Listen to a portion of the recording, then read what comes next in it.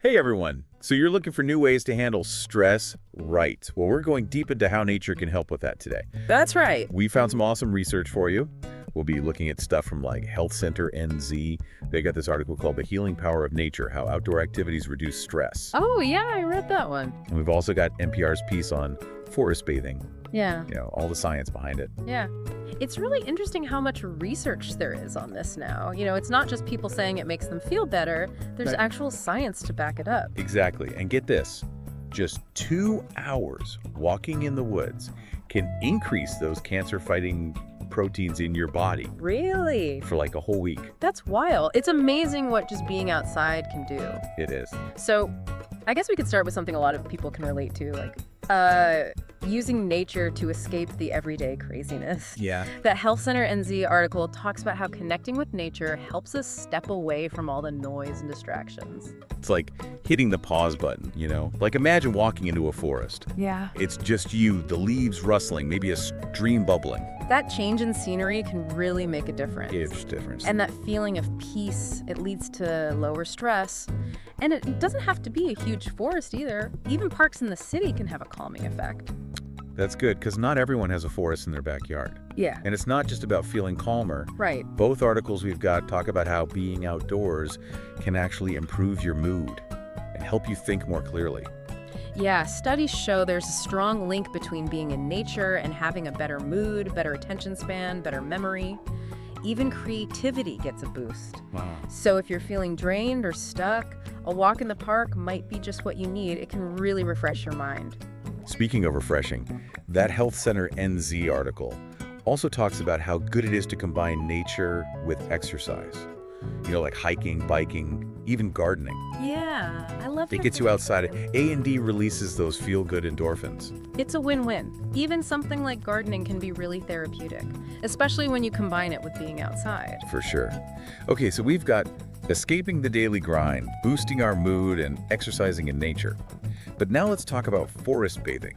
Have you ever tried that? I have. It's a really unique experience. The NPR article explains this Japanese concept called Shinrin-yoku, Okay. which translates to forest bathing. It's not just walking in the woods. It's more like fully immersing yourself using all your senses, sight, sound, smell, touch, sometimes even taste. Wow. And it's about slowing down and really connecting with nature. I like that NPR mentioned finding a spot in the forest that speaks to you, sitting down and just doing some slow breathing. That's like mindfulness, but in the woods. It is. And the science behind it is fascinating. Oh, yeah. NPI talks about these studies that show forest bathing can actually boost your immune system. Like it increases the activity of natural killer cells. Those are super important for your immune system. Okay. It can even lower blood pressure and those stress hormones like cortisol and adrenaline. I could use some of that. Right. And they said it's even more effective than just walking in a city park. Wow. It makes you want to go book a forest retreat right now. And remember that study where people just smelled concentrated cypress tree oil? Oh, yeah. And it had similar health benefits, almost like actually being in the forest. That's amazing, right? It shows you that even bringing elements of nature into our homes can be good for us. Something we should talk about more. That's good for anyone who can't easily get to a forest. So we've covered escaping the hustle, boosting mood, enjoying outdoor exercise, and even dipped our toes into forest bathing. What else is in these articles? Well, all those incredible health benefits from forest bathing. Turns out there's science behind that. It's these amazing compounds called phytoncides. They're like the forest's essential oils. And research shows just breathing them in can have amazing effects. But back up, phytoncides. Tell me more about these things. So phytoncides are like antimicrobial compounds that trees and plants release into the air. Oh, okay. Think of them like natural aromatherapy, but with a real punch. When we breathe them in during forest bathing, they actually stimulate our body's natural killer cells. So that's how forest bathing helps our immunity. Like the forest is giving us medicine just by being there. Amazing. It really is. And remember that cypress tree oil study. Cypress trees are actually really high in phytoncides. So even if you can't always get to a forest, bringing those scents into your home might give you some of the same benefits, like having a bit of the forest right in your living room. Okay, my mind is blown. I'm already thinking about which essential oils to buy. But what about those of us who can't just escape to the woods whenever we're stressed? The articles mentioned something about bringing nature home, didn't they? They did. And they have some great tips for how to do that, even if you live in a city. Things like spending time in local parks, having plants in your home, using natural scents like those phytoncide-rich oils, or even listening to nature sounds. Yeah. It's all about creating a calmer and more restorative environment. It's about finding those little bits of nature wherever you can. Exactly. And it's not just about what's around you, but also about being mindful of nature. Right?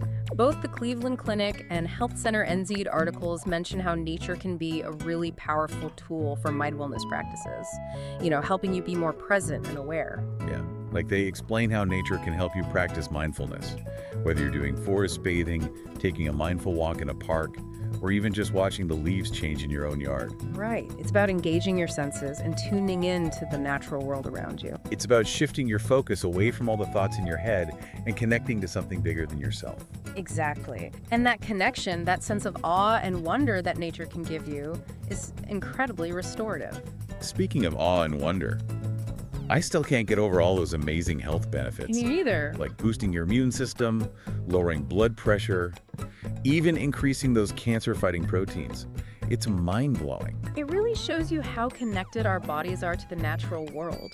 We evolved in nature, and our bodies are still in tune with its rhythms and healing properties. That makes so much sense. It makes you realize how important it is to make nature a part of our lives. Not just for our mental well-being, but for our physical health too. Absolutely. It's not a luxury, it's essential. Totally. So as we keep going deeper into these articles, let's remember all those incredible benefits, and let's think about how we can each find our own way to tap into nature's healing power. One thing that really stood out to me in the Cleveland Clinic's article about forest bathing was how they talked about those Japanese concepts, the ones that kind of underlie the whole practice. Like they mentioned yugen. Yeah, yugen. Which is all about being so moved by nature's beauty that you can't even describe it. It's powerful, right? That sense of awe that nature can evoke. Totally.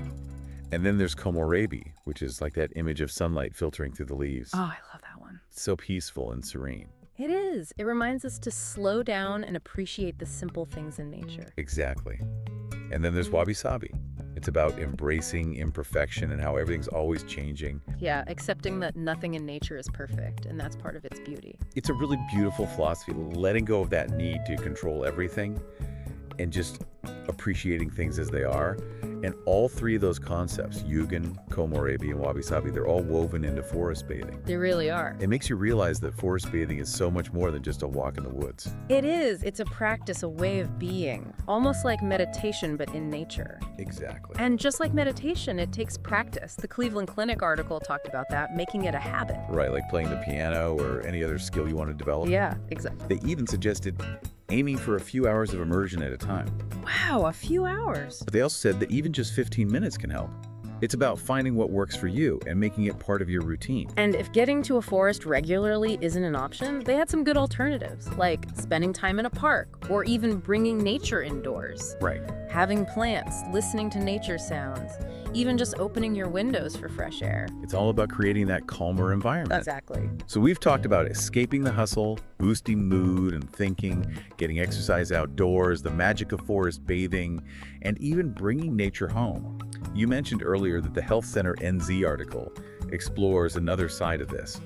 Something about adventure and thrill-seeking in nature. Oh yeah, that's right. They talked about things like rock climbing, whitewater rafting, exploring the wilderness, all these activities that are exciting and challenging, but also help relieve stress and build resilience. It's like that adrenaline rush you get from pushing your limits, but combined with the peacefulness of nature. Yeah, and it shows that there are so many ways to connect with nature. It's not a one-size-fits-all thing. For sure. Whether you're finding peace through forest bathing or challenging yourself with outdoor adventures, it's about finding what you enjoy and what works for you. Totally. And that takes us back to what the Cleveland Clinic said about making nature a regular part of life. Absolutely. Like a habit that you cultivate. Finding that sweet spot where you feel most connected, whether it's through quiet reflection or exciting adventures. Exactly. And just like any healthy habit, it takes effort, but the rewards are worth it. So as we wrap up this deep dive into the healing power of nature, what are your biggest takeaways? After looking at all these different ways to connect with nature, I'm really struck by how it's not just about getting away from stress. It's more about actively engaging with nature and letting it, like, work its magic on us. I agree. It's easy to get caught up in everything and forget we're part of something bigger. Right. And nature has a way of reminding us of that connection. It's like a reset button. A walk in the park, a hike in the woods, or even just sitting on your porch listening to the birds. Yeah. Those moments can be so grounding. Totally. And it doesn't have to be anything fancy. The Cleveland Clinic article even talked about grounding. Oh, yeah. Like just walking barefoot on the earth. It's those simple things that can help us reconnect and feel better. And speaking of feeling better, let's not forget all the health benefits we talked about. Oh, definitely not. Boosting our immune system, lowering blood pressure, improving how our heart works. Yeah. It's incredible how being in nature can make such a difference. It really is. It's like nature has its own medicine cabinet. Yeah. And the best part is it's free and open to everyone. So true. Well, as we wrap up this deep dive, I want to leave everyone with something to think about. If you could create your own nature prescription to reduce stress, what would it look like? Ooh, that's a good one. Would it be a daily walk in the park, a weekend camping trip, or maybe bringing a bit of nature inside with some plants and a diffuser with cypress oil? The possibilities are endless, so get out there, explore, and reconnect with nature. Thanks for joining us on this deep dive, and we'll see you next time.